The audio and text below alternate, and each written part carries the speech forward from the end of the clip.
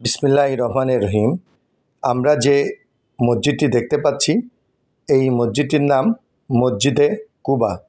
আসুন আমরা এই মসজিদের বিভিন্ন অংশ দেখার সাথে সাথে জেনে নিই এর কিছু ইতিহাস। ইসলামের ইতিহাসের সবচেয়ে ফজিলতপূর্ণ ও মর্যাদাসম্পন্ন মসজিদ তিনটি: মক্কার মসজিদুল হারাম, মদিনার মসজিদে নবাবী ও জেরুজালেমের মসজিদুল আকসা। এরপর হলো মসজিদে কুবা, অর্থাৎ চতুর্থ গুরুত্বপূর্ণ মসজিদ এই মসজিদে কুবা। এই মসজিদে নামাজ আদায় করলে এক উমরাও সমপরিমাণ সওয়াব। আল্লাহ রাসূলুল্লাহ সাল্লাল্লাহু আলাইহি ওয়াসাল্লাম নবুয়ত লাভের পর এটি ইসলামের ইতিহাসে নির্মিত প্রথম মসজিদ।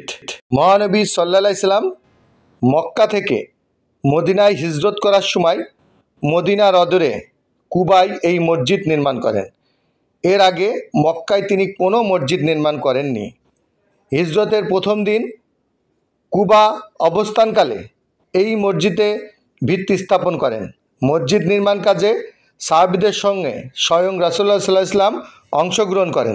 আল্লাহর রাসূল সাল্লাল্লাহু আলাইহি ওয়াসাল্লাম যখন ভিত্তি স্থাপন করেন তখন কেবলার দিকের প্রথম পাথরটি নিজ হাতে স্থাপন করেন। কুবা মসজিদের জায়গাটি ছিল হযরত কুলসুম ইবনুল দিরহাম রাদিয়াল্লাহু তাআলার খেজুর শুকানোর পতিত জমি।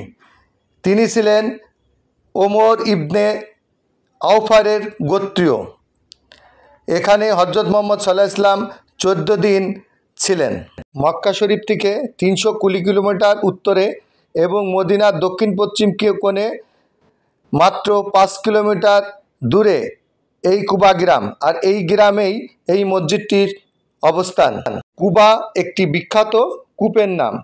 এই কূপের জন্য এই কূপের পাশে জনবসতি গড়ে ওঠে, আর এই জনবসতিপূর্ণ জায়গার নাম কুবা হয়। সেই সূত্রেই এই মসজিদের নাম রাখা হয় মসজিদে কুবা। মসজিদে কুবা শুরু থেকে এ পর্যন্ত কয়েক দফা সংস্কার ও পুনঃসংস্কার করা হয়। নবীর আমলের পর ইসলামের তৃতীয় খলিফা হযরত উসমান রাদিয়াল্লাহু আনহু তার খিলাফতকালে মসজিদে কুবার সংস্কার ও পুনর্নির্মাণ করেন। পর বিভিন্ন সময়ে বিভিন্ন জন এই কুবার সংস্কার করেছেন। সর্বশেষ 1986 সালে বাদশাহ ফারাদ বিন আব্দুল আজিজ আলে সৌদির সময় সর্বশেষ সম্প্রসারণ করা হয়। তখন পুরো মসজিদে এক ধরনের সাদা পাথর ব্যবহার করা হয়, যা অন্য কোনো মসজিদে সাধারণত দেখা যায় না। এই মসজিদটিতে একসঙ্গে 20,000 মুসল্লি নামাজ